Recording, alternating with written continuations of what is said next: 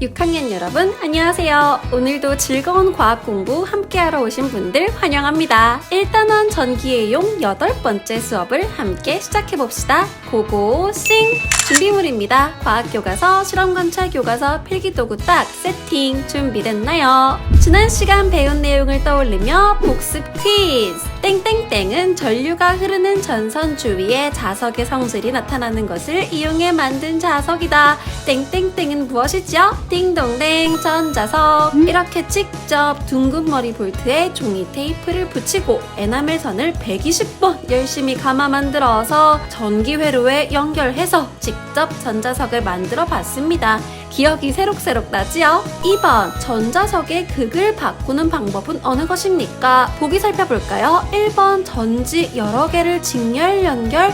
이건 뭘 위한 방법이지 얘들아? 그쵸, 거기 똑똑이 아주 기특해. 전자석의 힘을 더 강하게 하는 방법이지요. 2번 전선에 흐르는 전류의 방향을 반대로 바꾼다. 이거 어때요? 맞나요? 맞아요. 얘가 전자석의 극을 바꾸는 방법이었습니다. 전류의 방향을 바꾸기 위해서 전지를 반대로 끼웠죠. 보기 3번 에나멜 선을 더 많이 감으면 어떻게 되지요? 얘도 전자석의 힘을 더 강하게 만듭니다. 마지막 4번 둥근머리 볼트 대신 나무젓가락? 어차피 전류는 전선을 따라 흐르는 것이기 때문에 전자석의 자석의 성질은 띄게 되지만 나무젓가락은 도체가 아니죠. 그래서 전자석의 힘이 약하게 됩니다. 그럼 정답은 2번. 2번 문제 쏙쏙 이해되나요, 여러분? 그냥 답을 찾는 것뿐만이 아니라 이렇게 보기에서 이건 왜 아니고 이건 왜 맞는지 여러분들이 확실하게 설명할 수 있는 레벨까지 올라와야 완벽하게 이해했다고 볼 수 있습니다. 마지막 문제, 나침반 바늘이 가리키는 방향을 보고 전자석의 극을 추리해 봅시다. 왼쪽 그림부터요. 전지 플러스 마이너스로 해놓고 전자석을 작동시켰죠. 전류는 항상 어디에서 어디로 흐른다? 플러스 극에서 마이너스 극으로 흐른다.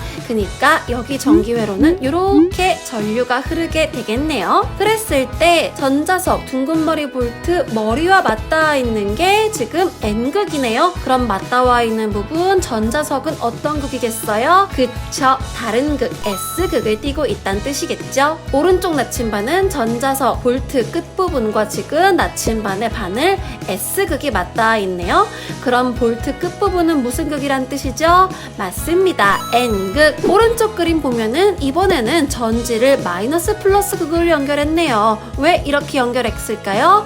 그쵸, 전류의 방향을 바꿔준 거죠. 이랬을 때 둥근머리 볼트 머리와 맞닿아 있는 나침반이 S극을 향하고 있네요. 지금은. 그럼 여기 머리는 무슨 극이란 뜻이에요? 네, N극이란 뜻입니다. 끝부분은 N극과 맞닿아 있죠. 전자석의 끝부분은 무슨 극이길래? 그렇죠, 여기가 S극이길래. 이렇게 왼쪽 오른쪽 그림 각각 전류가 흐르는 방향이 바뀌니까 전자석의 극도 바뀐다는 것을 우리가 확인할 수가 있었습니다. 이해되나요? 지금 복습 퀴즈 푸는 거 조금 어려웠을 수도 있어요. 지난 시간 공부한 내용이 살짝 복잡한 내용이었어요. 차근차근 이해하면서 따라가면 많이 어렵진 않은데 중간에 잠시 영혼이 가출해서 멍 때리고 있었으면 결과만 봤을 때는 어려운 느낌이 확 들어요. 그러니까 만약 지금 조금 어려웠다면 지난 시간 6번째, 7번째 수업을 딱 다시 한번 넘기지 말고 쭉 차근차근 집중해서 들어보세요. 그 흐름을 따라가서 온전히 여러분 것으로 만들면 전혀 어렵지 않습니다. 아시겠나요? 약속 약속.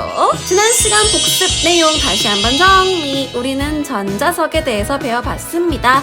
직접 전자석을 만들고 어떤 성질이 있는가를 영구자석과 비교해서 배워봤습니다. 영구자석은 항상 자석인 거 우리가 대표적으로 알고 있는 이런 막대자석이 바로 영구자석의 종류 중에 하나입니다. 그리고 직접 이렇게 전자석을 만들어서 전기회로를 만들어 봤고요. 자석의 성질은 영구자석은 항상 나타납니다. 시침바늘이나 클립 같은 철 물질 등을 항상 끌어당겼죠. 반면에 전자석은 전류가 흐를 때에만 나타났습니다. 자석의 극도 영구자석은 항상 일정합니다. 딱 N극, S극 고정되어 있습니다. 하지만 전자석은 바뀝니다. 어떻게 바뀌어요? 전류의 방향이 바뀌면 바뀌었습니다. 자석의 세기도요. 영구자석은 항상 일정하게 정해져 있지만 전자석은 조절을 할 수가 있었어요. 했을까요? 어떻게 조절했죠? 맞습니다. 전지의 개수. 직렬로 연결된 전지의 개수를 여러 개로 늘리면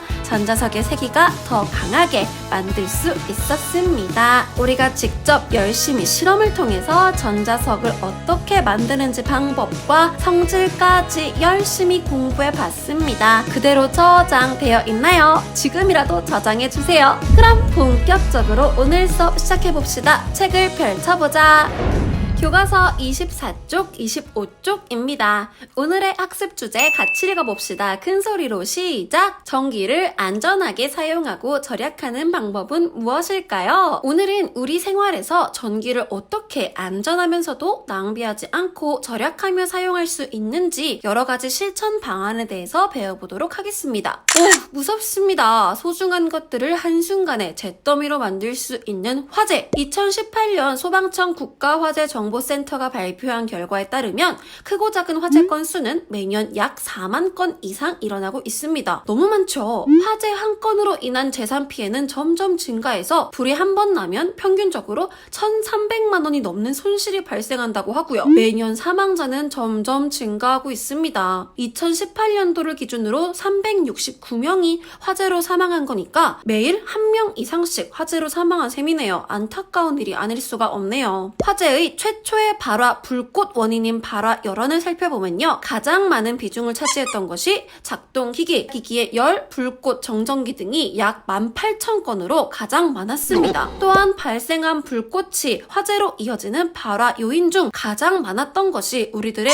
부주의, 그리고 두 번째로 이어서 전기적 요인이 뒤따르고 있습니다. 이렇게 무서운 화재가 우리 일상생활 속에서 항상 곁에 있는 전기 제품을 비롯한 전기적 요인에서 또 우리의 부주의로부터 비롯된다니 정말 무서운데요. 그러니까 오늘 전기를 어떻게 더 안전하게 사용할 수 있을지 잘 알아봐야 할 것 같습니다. 여러분도 집중해서 들어주세요. 24쪽, 25쪽 그림 한번 크게 볼까요? 한 가정의 모습이 보입니다. 아주 엉망진창 복잡 문제가 많은 집안이에요. 여러분이 직접 그림을 살펴보시면서 전기를 위험하게 사용하는 모습을 찾아서 동그라미 한번 쳐보세요. 어디가 위험하지? 왜 위험할까? 어떻게 해야 안전하게 사용하는 걸까? 여러분들이 직접 생각하시면서 영상 잠시 멈추시고 스스로 찾아볼게요. 일시정지 해주세요. 일시정지. 재생. 오, 직접 다 찾아보셨나요? 선생님이랑 같이 확인해 봅시다. 일단 여기 문제야 문제. 컨센트에서 플러그를 뽑을 때 전선을 잡아당기고 있습니다. 전선 잡아당기면 안 돼요. 어디를 잡아야 하나요? 그렇죠, 선이 아니라 머리 부분 잡아야 합니다. 아니, 저 머리 부분까지 손 뻗기 조금 귀찮다고 줄을 계속 반복해서 잡아당기다 보면 전선이 끊어져서 화재 사고로 이어질 수가 있습니다. 아주 위험해요. 또 여기요. 일단 전선이 너무 꼬여 있어서 지금 넘어질 뻔하죠? 이렇게 전선이 어지럽게 길게 늘어져 있으면 넘어져 다칠 수도 있고 전선도 손상되어서 위험합니다. 깔끔하게 정리할 필요가 있겠어요. 또 지금 이렇게 컨센트 하나에 너무 많은 플러그를 꼽아놨잖아요. 멀티탭에 연결돼 있는데 거기에 또 다중 멀티탭까지. 복잡해요. 너무 많은 멀티탭을 한꺼번에 연결해 사용하다 보면은 너무 많은 전류가 필요해서 전선이 감당하지 못해서 어느 순간 과전류, 과열로 인해서 화재 사고가 크게 일어날 수 있습니다. 그렇기 때문에 항상 적당히 사용해야 해요. 여기는 아빠 문제예요 문제. 물 묻은 손으로 전기 제품 만지다니? 절대 안 됩니다. 여기 위에도 또요. 전기 제품에 물 묻은 행주를 걸쳐놨어요? 절대 안 돼요. 물 묻은 손으로 전기 제품을 만지는 거나 이렇게 전류가 통하는 부분에 물이 묻은 물건을 얹어 놓는 거는요. 정말 위험해요. 물은 도체입니다, 여러분. 물이 도체예요. 그렇기 때문에 우리가 안전사고를 당할 수가 있습니다. 꼭 기억하세요. 이번에는 전기를 낭비하고 있는 모습을 찾아서 네모 한번 쳐보겠습니다. 여기저기 지금 낭비하는 모습이 아주 많아요. 어떻게 낭비하고 있을까? 영상 잠시 멈추시고 스스로 생각해서 네모해봅시다. 잠시 영상 일시정지. 재생 해보셨나요? 같이 확인해봅시다. 일단 여기 에어컨 틀었어요. 에어컨 틀은 게 문제인가? 아니야. 더울 때 에어컨 트는 건 문제가 아니죠. 근데 문제는 뭐냐 하면 이렇게 문을 열어놓고 활짝 열어놨어요. 아주 이건 낭비죠. 아주 전기 낭비예요. 또 여기도요. 문을 활짝 열어놓고 물을 마시다니, 아니 물 꺼냈으면 닫아줘야죠. 그리고 냉장고에 음식을 가득 채우는 것도 전기 낭비입니다. 냉장고가 안에 들어있는 음식 시원하게 유지하기 위해서 계속 전기를 많이 돌려야 하기 때문에 낭비예요. 보관할 게 많으면 어쩔 수 없을 때도 있지만 최대한 냉장고에는 딱 필요한 것만 적게 보관하는 것이 전기를 절약하기 위해서 좋습니다. 또 여기도요. 지금 낮인데 전등을 이렇게 켜놓을 필요는 없겠죠. 여기도 다리미, 청소기 지금 하나도 안 쓰고 있는데 플러그를 컨센트에 연결해 놓았죠. 이것 또한 엄청난 낭비입니다. 꽂아놓고 사용하지 않더라도 대기 전력이라고 꽂아놓기만 해도 기본적으로 흐르는 아주 약한 전류가 있어요. 그게 오랜 시간 지속되면은 낭비가 되죠. 이렇게 그림 속 가족들이요. 위험하고도 낭비하며 사용하는 모습을 살펴봤습니다. 아주 엉망진창이네 얘들아.